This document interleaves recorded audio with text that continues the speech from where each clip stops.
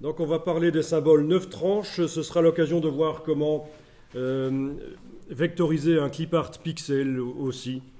Donc dans Google, j'ai tapé requête entre guillemets public domaine et j'ai demandé que dans les outils de recherche que ça ne me montre que les images clipart. Et je vais aller chercher l'image d'une fusée. Ça pourrait être évidemment n'importe quoi d'autre. Ça peut fonctionner avec n'importe quelle image. Ça peut montrer un arbre, un personnage, autre chose qu'une fusée, bien entendu. Voilà. Donc il s'agit en fait, dans mon cas, d'une image de type PNG avec de la transparence autour. Mais en fait, Illustrator ne va pas voir ça comme de la transparence, il va voir ça comme étant du blanc. Et au moment de la vectorisation, il va falloir que je lui dise d'ignorer le blanc, de ne pas générer de vecteur au départ de ce qui est blanc, mais en fait, c'est en réalité au départ de ce qui est transparent dans l'image. Ok, j'enregistre l'image dans le dossier d'aujourd'hui. Et dans un document Illustrator, je vais importer l'image. Donc surtout, on n'ouvre pas l'image, évidemment, directement dans Illustrator, sinon on aurait des palettes qui sont complètement vides de tout. Il faut absolument importer l'image. Donc je fais un nouveau document dans Illustrator et j'importe l'image dedans.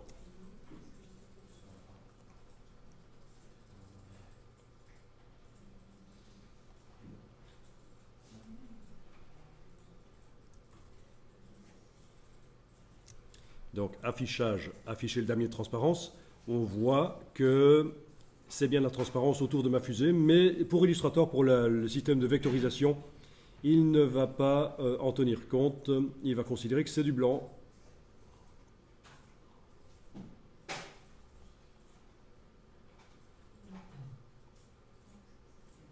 Ok.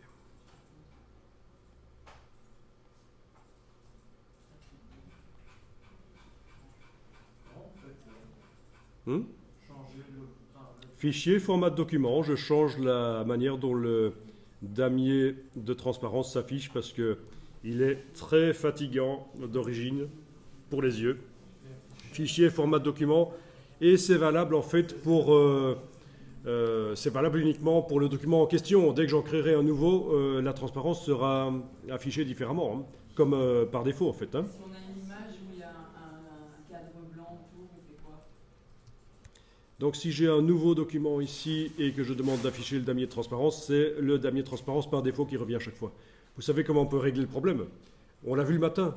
Comment faire dans Illustrator un profil de document personnalisé. On avait été faire forme, aquarelle et dégradé. Et précédemment, dans d'autres formations, j'avais été faire doc avec toutes les pantones. Donc, il suffirait que dans le document de départ, le damier soit pré-réglé correctement. Et vous aurez chaque fois un damier comme il vous plaît, un damier de transparence foncé comme ça si vous voulez. Voilà. Bien, donc je vais dans la palette vectorisation, menu fenêtre vectorisation. Dans la palette vectorisation, je vais cocher aperçu, donc je passe en vectorisation sur l'image qui a été sélectionnée. OK. Je demande une vectorisation couleur.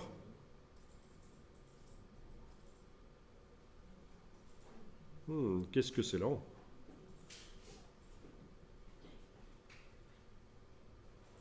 Voilà. Et dans les paramètres avancés, je dis ignorer le blanc. Et le fond blanc devrait normalement devenir transparent. Bien sûr, s'il y a des parties blanches dans l'objet, elles vont devenir transparentes aussi.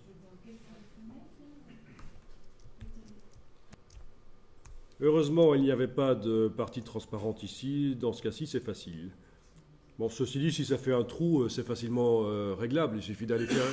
Il suffit d'aller faire une forme en couleur derrière, qu'on place derrière l'objet vectorisé, et ça va boucher le trou, si vous la placez derrière.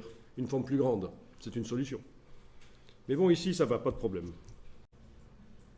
Je vais faire apparaître la palette des symboles, menu fenêtre symbole, et je vais transformer cette vectorisation dynamique en un symbole.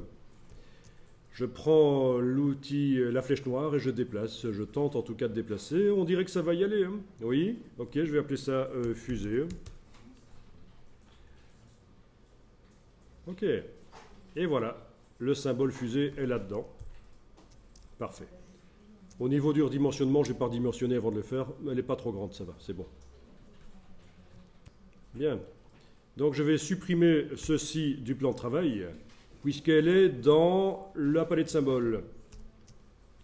Si je la déplace, je la vois. Si je fais clic droit, rompre le lien au symbole, je récupère. En fait, la vectorisation dynamique est restée. Parfait. Donc la vectorisation dynamique est toujours dans le symbole. Parfait. Mais bon. D'accord. Mais bon, peu importe. Je n'ai pas besoin de rompre le lien au symbole comme ça. À ce stade-ci, vous devez avoir réussi à déplacer votre fusée dans la palette de symboles et elle a été transformée en un symbole. Dans la palette des calques, on voit le nom du symbole fusée ici.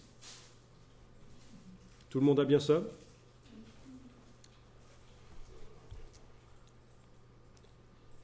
Et on va rapidement étudier le système 9 tranches. Fusée 9 tranches. Je viens juste d'enregistrer le document parce que je suis quelqu'un de prudent.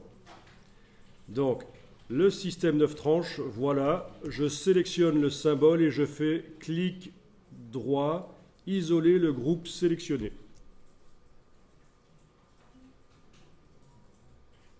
Ah oui, il y a quelque chose que j'ai oublié. Mais évidemment, ça ne marche pas là. J'ai oublié d'activer le système 9 tranches. Donc c'est pas grave, on sort de l'isolation. Ah ben oui, on sort de l'isolation. Avec le fil d'Ariane là au-dessus, en haut à gauche. Oui, donc je suis entré en mode isolation, je me suis rendu compte que j'ai oublié d'enclencher le système 9 tranches pour ce symbole. Et donc, je suis sorti du mode isolation et je vais enclencher le système 9 tranches. Donc c'est-à-dire, dans la palette de symboles, le symbole est encadré, c'est bien celui que je travaille. Je vais dans le menu de la palette des symboles jusqu'à Options de symboles. Menu de la palette des symboles, Options de symboles. Et là, il y a une option que j'aurais pu activer tout à l'heure. Mais je voulais vous montrer qu'on peut l'activer après aussi. Ici, activer les repères pour la mise à échelle 9 tranches. Quand je fais un clic droit sur le symbole, pour une raison que j'ignore, je n'ai plus passé en mode isolation. Par contre, quand dans les préférences générales, le cliquer 2 fois pour isoler est coché, en double-cliquant sur le symbole, je passe en mode isolation. Il me dit, vous êtes sur le point de modifier la définition du symbole, blablabla. Voulez-vous continuer? OK. Et là, je suis passé en mode isolation. Bon, alors, pourquoi est-ce que le clic droit ne me propose plus de passer en mode isolation alors que le double-clic me le permet? Je ne sais pas, mais en tout cas, j'ai obtenu ce que je voulais obtenir. C'est-à-dire, lorsque la fonction 9 tranches est enclenchée sur le symbole, on a ces pointillés qui apparaissent. Et la zone centrale va être la partie qui va se modifier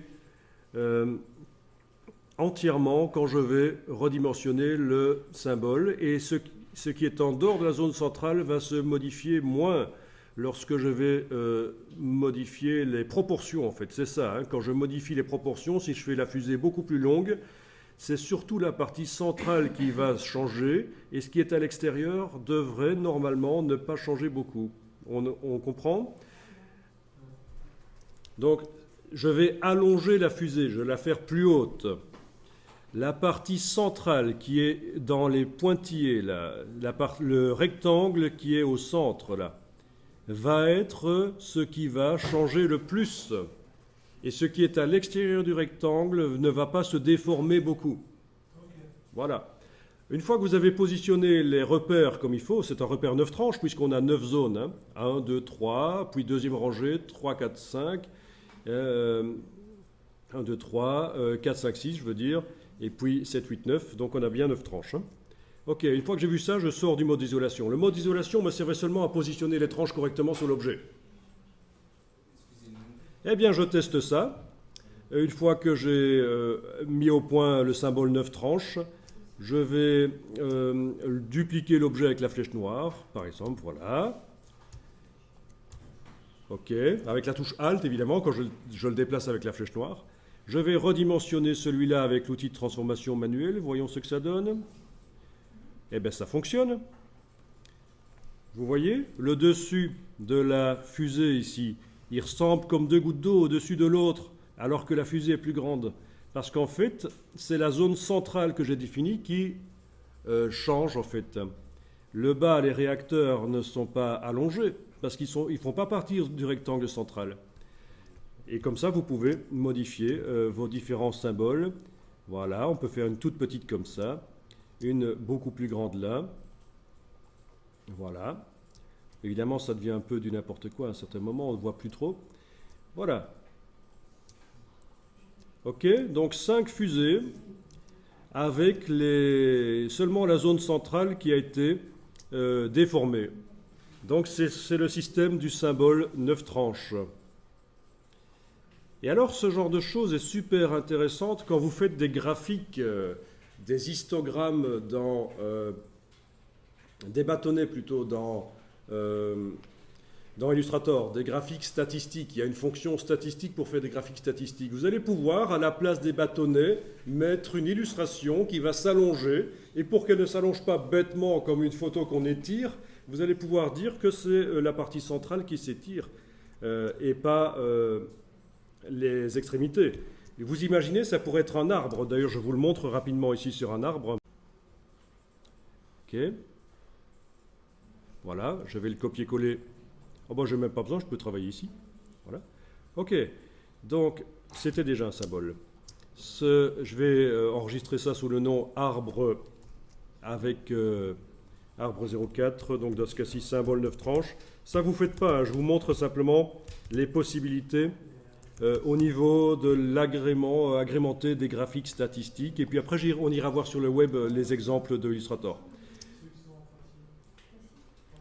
Donc, ce symbole ici, je vais dans ces options et je vais dire que c'est un symbole 9 tranches. Donc, activer les repères pour la misation 9 tranches. OK. Ensuite, je vais passer en mode isolation. Ben, le clic droit ne marche toujours pas. Bon, c'est pas grave, je double-clique. Je suis passé en mode isolation.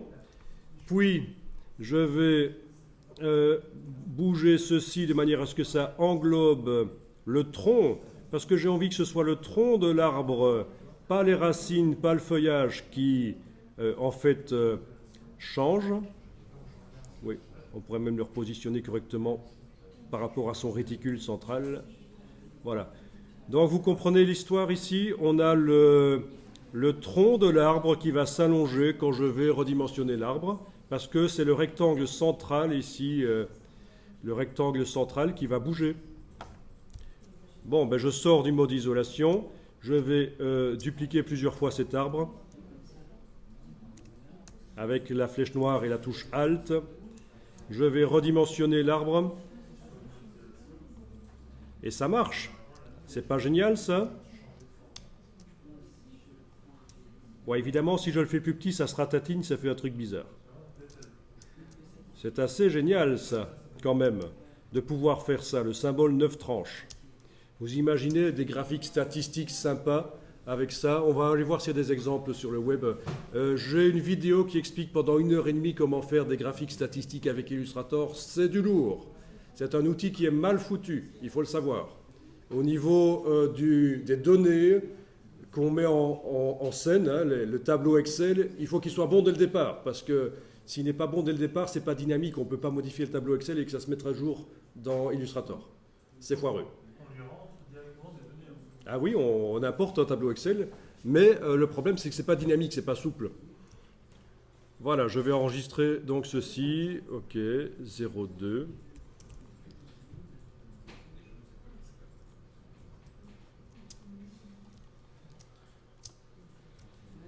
Bon, je ne trouve pas d'exemple rapidement sur le web d'utilisation des symboles dans des graphes statistiques avec Illustrator. Mais sachez que les graphes statistiques dans Illustrator, ce n'est pas un très bon outil Illustrator pour faire des graphes statistiques. Et que donc le système 9 tranches, vous allez pouvoir l'utiliser pour faire ceci en fait. Hein, amener rapidement des variations de longueur sur une partie d'un objet. Donc ça peut être génial ça. Ça devient tout de suite plus intéressant. Ok, je vous montre rapidement une autre utilisation. vous ne faites rien, vous regardez. Après, vous allez avoir le temps de tester, mais regardez d'abord. Ok. Là, je vais aller chercher un cadre. Ok. Ça, par exemple, voilà. Je vais l'enregistrer dans... Est-ce que c'est... Oui, ça pourrait marcher, mais c'est peut-être pas l'idéal. Un cadre comme ceci sera peut-être mieux. Ouais.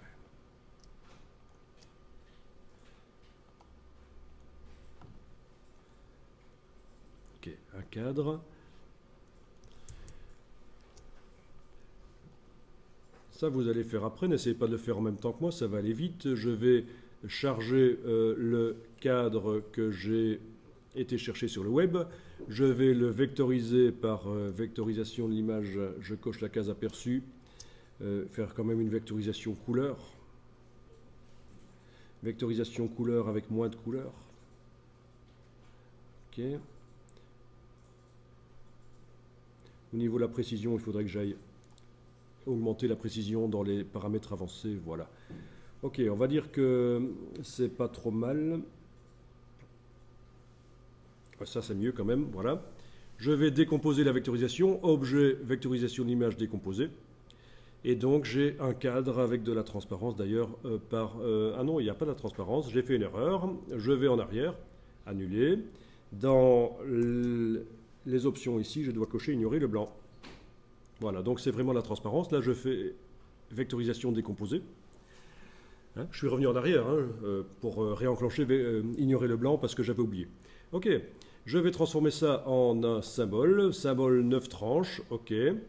Je vais double-cliquer sur le cadre pour entrer en mode isolation dessus et indiquer que la partie qui se modifie, c'est la partie qui est là, au centre. Par contre, les coins ne doivent pas se modifier. Je vais plutôt avoir intérêt à faire comme ça. D'accord? Pour que les coins ici ne se modifient pas. Ça va s'allonger, mais ça ne s'allongera pas. Donc voilà une autre utilisation du 9 tranches quand vous avez des cadres, que ce soit un cadre antique comme ici ou un cadre moderne pour faire une interface web. Bien, je sors de là. À partir de là, je vais dupliquer plusieurs fois le cadre et vous allez voir que ça fonctionne. Avec la flèche noire, je le duplique plusieurs fois. Voilà. Je redimensionne avec l'outil de transformation manuelle. Voilà. Même cadre, mais plus petit. Bien sûr, ce qui est entre les tranches se modifie. Celui-là, je vais l'allonger dans ce sens-là. Voilà. Amusant ça, hein? Différents cadres que je peux redimensionner dans un sens ou l'autre et l'aspect reste assez bien le même grâce au système du 9 tranches. Donc vous allez pouvoir rapidement faire plein de cadres différents. Vous voulez tester ça? Ou plus tard vous le testez? C'est vous qui voyez.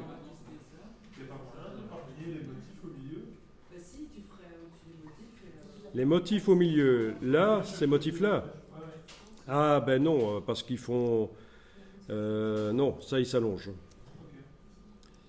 Ce qui ne se modifie pas du tout, c'est ce qui est dans les coins. Ce qui se modifie complètement, c'est ce qui est au milieu. Mais c'est du vide. Et ce qui se modifie un peu, ben, c'est évidemment ce qu'il y a entre... Si j'allonge beaucoup, ça s'allonge quand même. Hein. Bon, il y aurait des solutions à trouver. Hein. Il y a des solutions, on pourrait résoudre le problème. Mais est-ce vraiment gênant? C'est quand même pas mal ça. Et puis après, vous pouvez aller apporter des images, évidemment. Et les... Et si on ne mettait pas ce dessin-là, mais qu'on prenait uniquement au-dessus et qu'on le faisait 2 fois pour qu'il reste centré, Ok. Voilà. Le rhino. J'ai amené l'image du rhino qui apparaît à travers le cadre. Je trace un rectangle par-dessus, là, comme ça, voilà. Je sélectionne ce rectangle et le rhino. Je demande objet masque d'écrêtage créé. Et vous avez le rhino qui apparaît à travers le cadre. Il faudrait quand même le passer derrière, en fait. Hein. Voilà. Donc, j'ai mis l'image recadrée du rhino derrière le cadre, et voilà. Et je l'ai recadré évidemment avec un masque d'écrêtage, comme on avait vu au tout début, les masques d'écrêtage. Puisque pour recadrer une image dans Illustrator, il faut tracer un rectangle par-dessus, sélectionner le rectangle et l'image et demander masque d'écrêtage créé.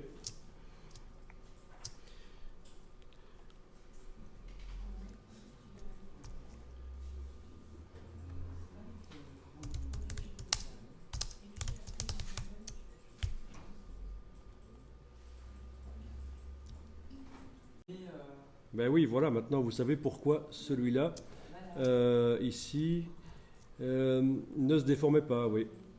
Je dois dire que je n'avais pas encore remarqué celui-là. Mais en effet, c'est directement un 9 tranches, celui qui est livré avec Illustrator. Là. Il n'y a peut-être plus assez de place pour les montrer en bien ronde à un certain moment.